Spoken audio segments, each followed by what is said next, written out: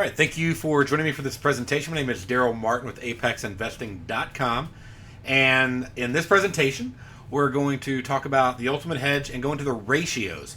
I'm going to talk about ratios on futures, on forex, on touch brackets, and I'm going to talk to you about how to equalize them in ticks. Okay, and we're going to go into a step-by-step, but also I want you to know that you can find most of these ratios on the scanner itself. So let me show you what I mean as far as finding them on the scanner. And you can go over here, and it's pretty helpful. And we're going to go into the math. I'm going to go into ones I haven't went into before with you when we go into this as well. And so what you'll see right here is, and we have like the underlying equivalents right now. And we'll add in some new ones with the touch brackets and things like that you need to be aware of.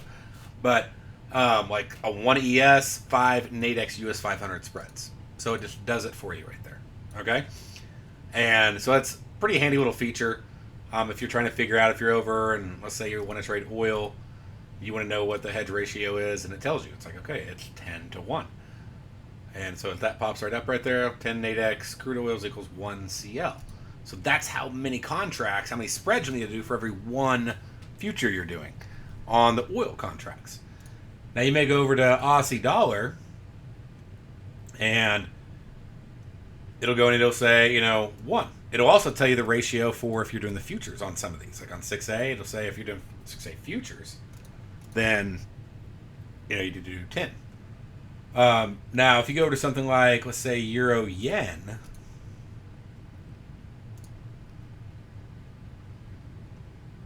then it's not going to tell you.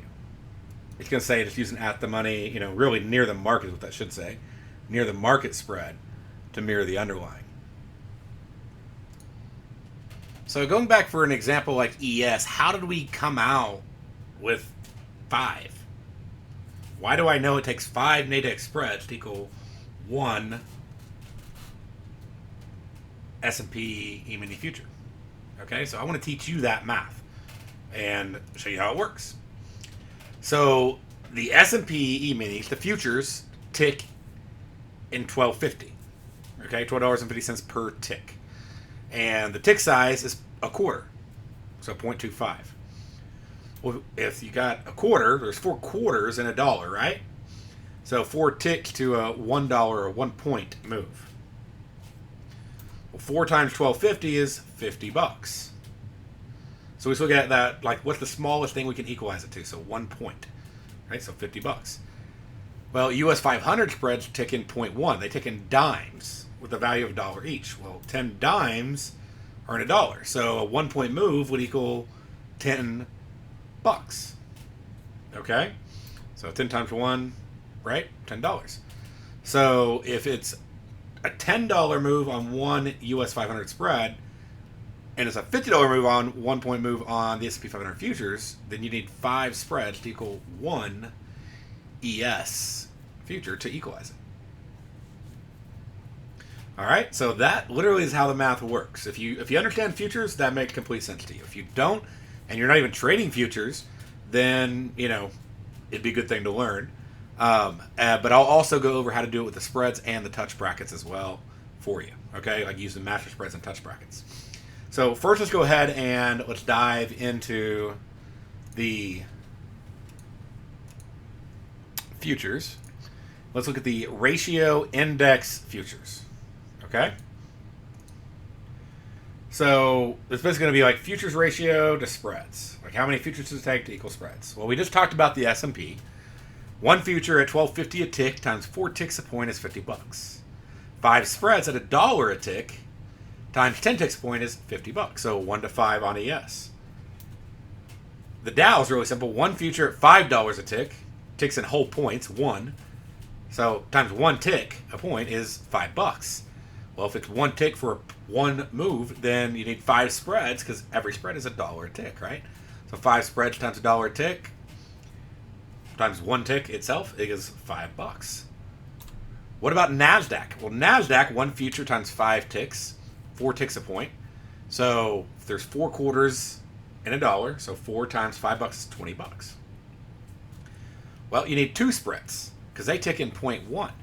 If they tick in 0.1, then that's 10 ticks a point, so $10 a point. So you need 2 NASDAQ spreads to equal 1 NASDAQ future. Now remember what I've talked to you about on NASDAQ, as a side note, that it has a lot of premium built into it. Okay? So the current way that it's built as of this video, now that may change in the future. If it does, I'll add an update. But as of right now, with the premium being so high, it is pretty hard to get a good spread on it that is not going to be overly loaded with premium and move really slow, so not give you a great hedge. So I don't really recommend using NASDAQ to hedge with. The other ones, it depends on their volatility at the moment, but NASDAQ right now, if it's still ticking in dimes when you watch this video, it probably isn't going to be a great hedge for you. So you're probably going to want to look at the other futures contracts or forex contracts. RTY is $5 a tick. It ticks in dimes. There's 10 dimes in a dollar, right? So that's $50 a point. And then 5 spreads times $1 a tick. Again, it's going to be $10 a point. So you need 5 of them. So again, all these ratios are already on the scanner for you, but I'm showing you the math so you know what's behind it. Not just Daryl said so, but you actually understand it. You can do the math. Some of you don't care. Some of you want to know. So, but it is good to at least have even if you don't memorize them all, if you at least have a grasp behind it. Now, obviously, you need to know the ones that you're doing. Now, what about the commodities? So oil is $10 a tick, so 10 ticks, $100, so you need 10 spreads to equal one of them in a point. You know what? I got mixed up there. Sorry about that. It still comes out to the same thing, but it's 0.01 a tick. So it's one future, $10 a tick. So if it's $10 a tick and the spreads are $1 a tick, you'd need 10 spreads for one oil future. On natural gas, we go in, you're going to need one future at $10 a tick, okay? 0.001, so again, 10 spreads. Gold is going to be the same thing, so you're going to need 10 to 1. So gold, oil, NASDAQ, not NASDAQ, natural gas, all the same. Silver is pretty high in the ratio. One future, now understand, one future is $25 a tick, and it ticks, notice how this one ticks in 0.005. So, and Nadex ticks in 0.01. So to equalize them, we got to make it 2 ticks. Okay, so that way it's 0.01, right? 2 ticks would be 0.01 if it ticks in 0.005. So 2 ticks equals $50. So it actually takes 50 Nadex spreads to equal 1 silver future. It doesn't make it a bad instrument to trade. It makes it a pretty rough instrument to hedge on. Okay? So at least doing futures. Now you could possibly do, like I said, master spreads, or when they come out with them touch brackets, but as of right now, you're going to be putting in a lot of spreads to be able to hedge it off. But again, it is $25 a tick, and it can move a lot. It's a pretty volatile instrument. So just good to be aware of that. Now let's see here. Let me pull up some of the other commodities. We got corn and soybeans. Oh, we got copper too. Copper is $12.50 a tick at 0.005. So again, we got to take 2 tick because Nadex ticks in 0.001 at $1 a tick. So it's going to take 25 spreads to equal 1 copper future. And copper is a wild beast. So be really careful if you're trading copper futures on these contracts. Now, if we go over and we look at, let's see here.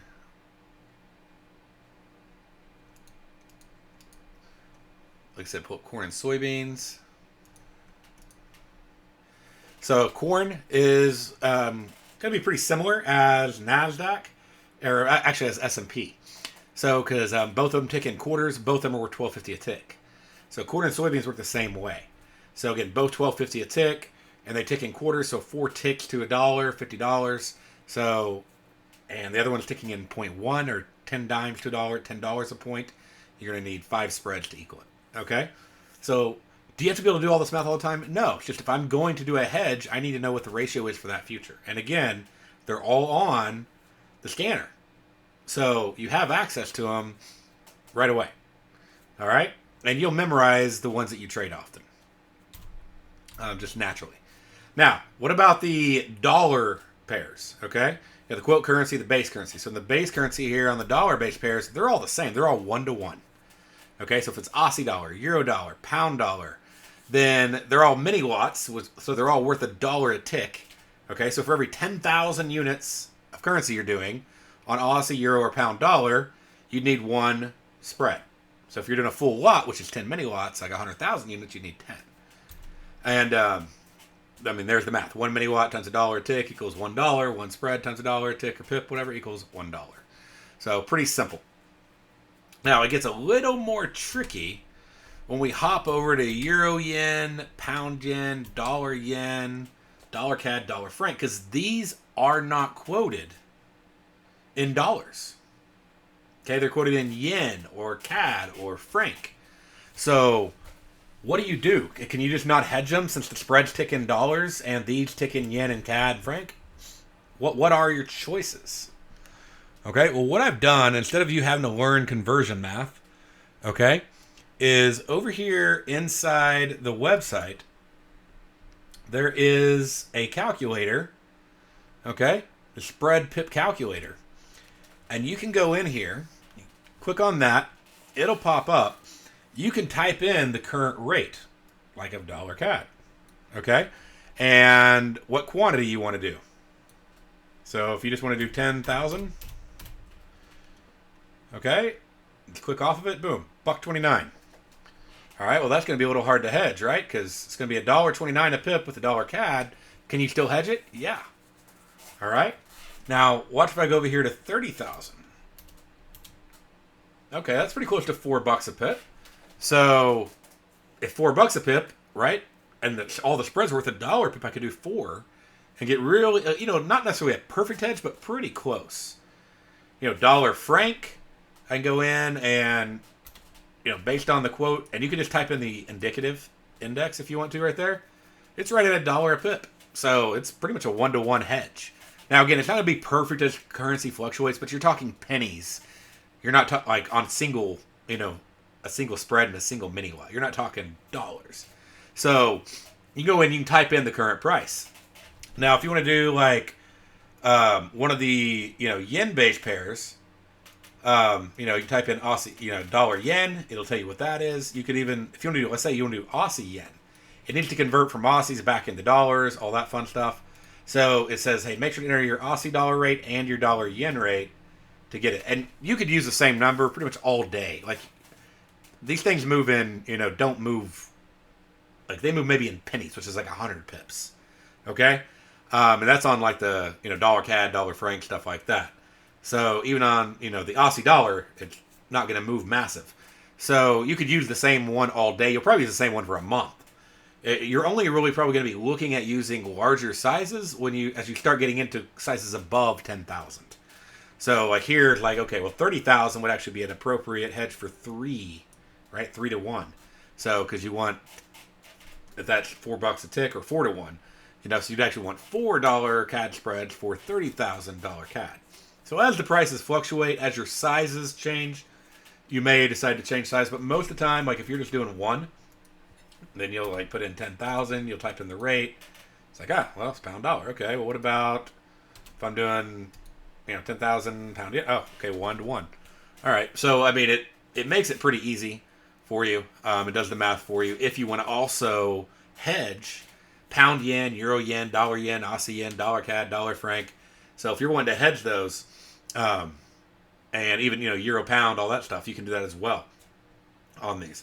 And so that pip calculator is there to help you out and allow you to know, what your ratios are. Again, most of them are just going to be 1-to-1, and they'll be pretty close for if you're doing 10,000. But when you get larger, it can start to make a difference.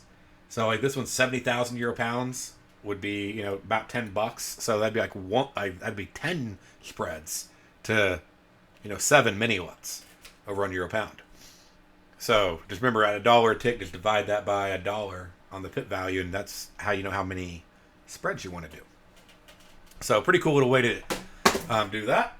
And then let's see here.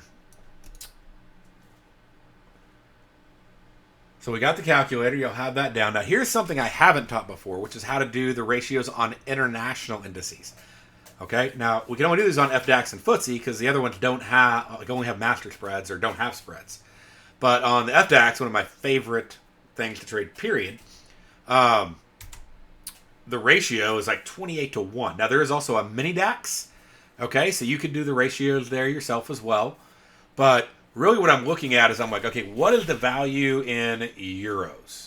Okay, so on FDAX, if you're doing the full-size contract, it's like, well, if it's quoting at $1.13 or 1.1300, like on the euro or something, then I go, okay, well, 25 euros into dollars, 1.13. Euro dollars, 113, right? So that's 28. Now, what if I'm doing the mini DAX? I get $5 a tick. Well, 5 times 1.13.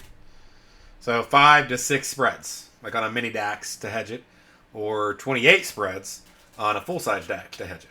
Okay, and a lot of people just trade the mini DAX, just because of the large tick size. 25 euros is $28 a tick.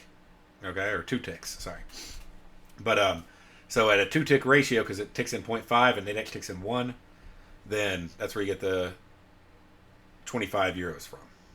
Okay, and then let's see here.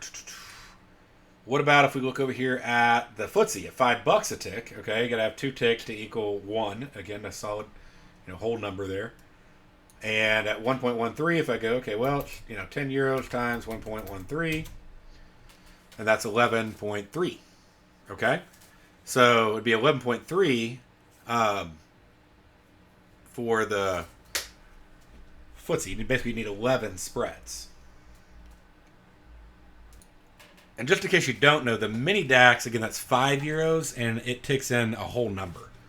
So that's why I was able to go, okay, well, 5 euros, times 1.13, the current quote of the euro dollar. And I'm just looking at pennies. I'm not worried about fractional pennies, all right? So you can get into it if you want to, but it's basically going to come up to 5, 6 spreads, okay? To hedge that one. So you won't necessarily be always like to the penny, but you'll be close enough that, again, you're worried. We're not going to worry about pennies on hedges. But this is pretty cool because this allows you just to take the euro rate, multiply it times the euros, okay, that the value is. So 25 on FDAX or 5 on mini FDAX or 10 on FTSE. And you can get the euro rate. Again, you got that right on your scanner, right? You can just look at what the euro dollar indicative is and multiply it, and you'll know what the ratio is. So again, I've never taught that before, so now that's something. You're the first group to have learned this. Let's go into touch brackets, okay? On touch brackets, they're pretty simple, except for one of them. So S&P's 1-to-1, Dow's 1-to-1, Russell's 1-to-1, Euro dollar's 1-to-1, Pound dollar's 1-to-1, Dollar franc's 1-to-1, Dollar yen's 1-to-1, and then the one that's not simple currently, okay, is the NASDAQ, because the NASDAQ touch brackets, great improvement, tick in quarters, okay? Now, if they ever get the spreads to tick in quarters, then you'll be able to hedge with them and stuff. Remember, probably not a great hedge vehicle right now with the NASDAQ spreads, but the NASDAQ touch brackets are great. But in case you decide to do it, you need to know what the ratio is. So they tick in quarters at, $1 a tick. The touch brackets are $1 tick in quarters. So they're $4 to a point. Okay? So 5 of them would equal $20.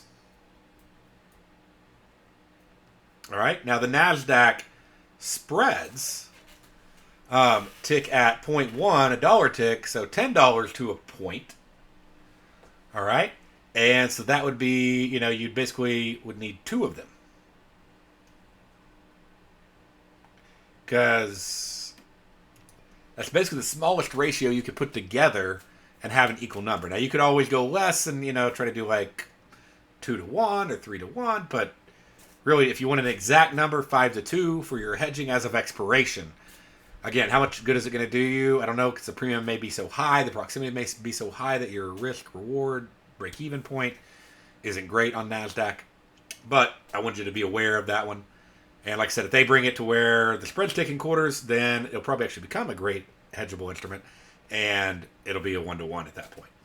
So, but right now, all the other ones that are current touch brackets available are 1-to-1. And of course, they'll add more on, and I'm sure the other ones, most of them will tick the same size. So they'll probably be 1-to-1 as they add on additional markets. Something else to be aware of are, there's things like mini futures contracts, where you can go in and you can lower the spreads to futures like on there's mini oil, so you'd be like $5 a tick, okay? But they tick a little bit different, so pay attention to the tick size and do the math on that. You got mini gold, micro gold. You also have mini FX futures contracts. But here's sort of what I would say to you. In most cases, you're better off just trading like the master spreads or the touch brackets or whatever, than you are in worrying about the minis and micros, because those usually have a little wider bid offer spread, and now you're in two accounts and you're dealing with that complexity and everything. If you're going to trade the mini or micro contracts, just trade the spreads. Okay? It's a lot easier. And the bid offer spreads are not really that bad, especially when you compare them to the minis on futures. So, but, you can figure out the math if you want to go that route. But I don't see why you wouldn't just go with the master spread itself on most of these contracts, because, at least as of right now, the volatility is not high enough so you can get a really good spread on. All right, so what about the master spreads? Well, they're great. All of them tick in the same size and the same value. So every single master spread, meaning the widest spread, the one worth the most money when you add the risk and reward together, they're all 1-to-1 because they all tick the exact same. So if you buy one master spread, you sell the other contract. Really easy. Okay? So you can do either one there. All right. Well, that is the ratios. And, something that, again, you can always reference the little cheat thing with the hyperlink on there, if you want to, and of course you can always come back to this video. But I hope you got a lot out of it. And again, this is Daryl Martin with ApexInvesting.com. Check us out to learn more about futures, forex, spreads, and touch brackets.